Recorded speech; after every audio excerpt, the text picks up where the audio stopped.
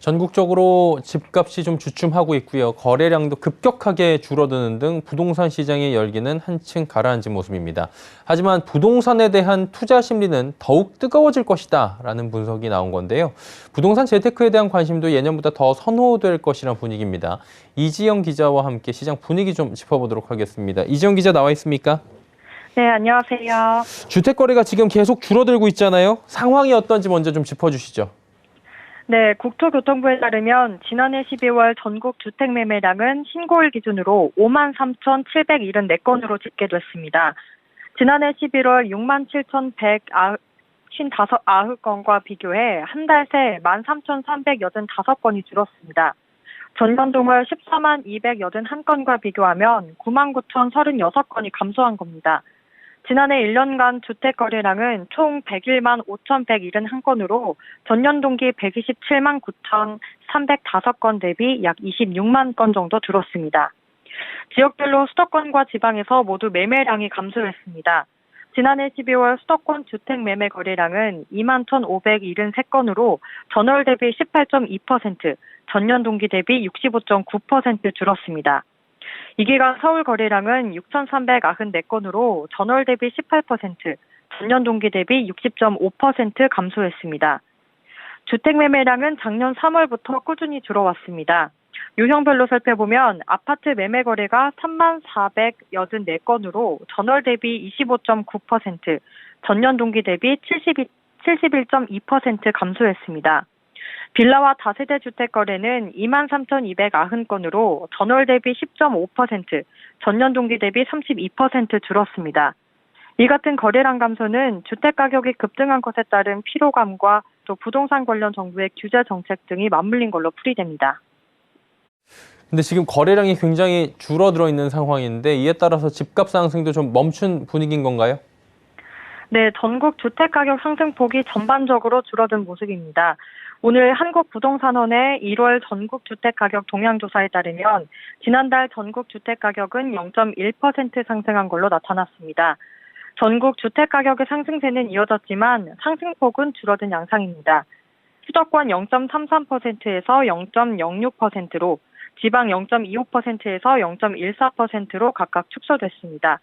5대 광역시도 마찬가지로 0.2%에서 0.03%로 줄었습니다. 전월세 시장에서도 분위기는 비슷합니다. 전셋값은 0.07% 올랐지만 상승폭은 수도권에서 0.25%에서 0.01%, 지방 0.25%에서 0.12%, 5대 광역시 0.22%에서 0.05%로 축소됐습니다. 월세 가격은 0.16% 상승했지만 수도권 0.24%에서 0.18%로, 지방 0.21%에서 0.13%, 5대 광역시 역시 0.22%에서 0.11%로 축소된 것으로 조사됐습니다. 사실 지난달에도 그리고 그 지난달에도 거래 절벽은 계속 나오고 있었거든요. 이때는 이런 상황을 집값 하락 신호로 보기엔 좀 이르다 이런 의견들이 많았는데 현재는 어떻습니까?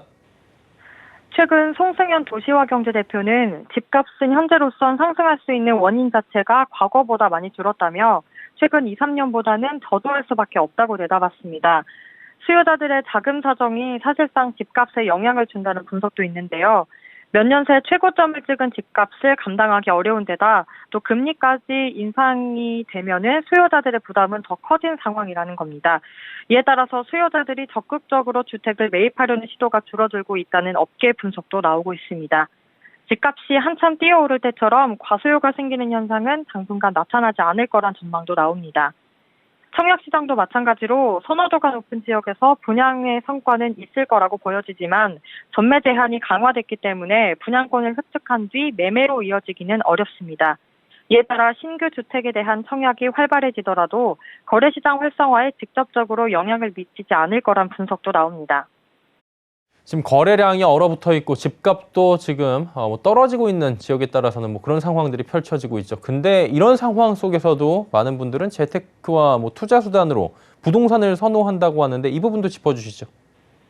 네, 부동산 앱 직방이 지난달 10일부터 24일까지 앱을 사용하는 이용자 720명을 대상으로 올해 재테크와 투자 계획에 대한 설문조사를 진행했습니다. 부동산을 보유하고 있지 않지만 투자 예정이라고 응답한 비율은 전체의 40.6%인 292명으로 나타났습니다. 작년 한 해 동안 재테크 투자로 수익을 본 응답자 중 가장 수익률이 높았던 상품은 부동산이 39.8%로 가장 많았습니다. 주식, 가상화폐, 펀드가 뒤를 이었습니다. 작년과 비교해 올해 투자를 시작하거나 투자에 변화를 줄 계획을 선택한 비율은 65.3%, 이들 중 50.6%는 투자 비중을 부동산으로 늘린다고 답했습니다. 절반 이상이 부동산 투자를 시작하거나 비중을 늘릴 계획이 있다는 겁니다. 아파트 시장에 대한 수익률이 여타 자산에 비해 과거에 상대적으로 높았던 부분의 선호가 반영되는 것이라고 봐야 될 것 같고요.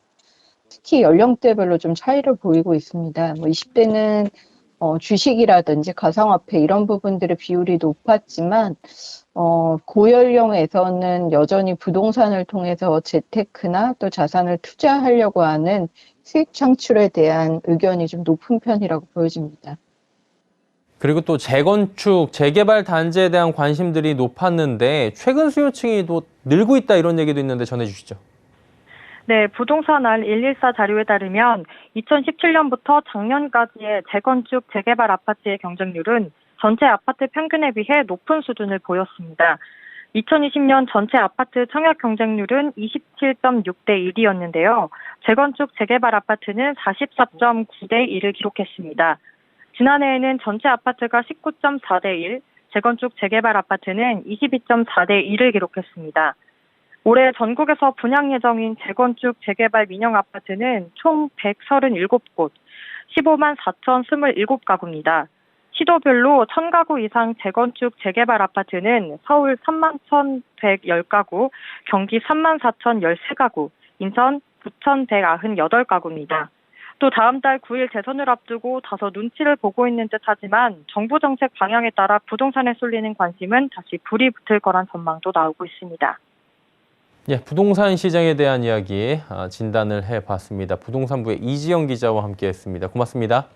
네, 감사합니다.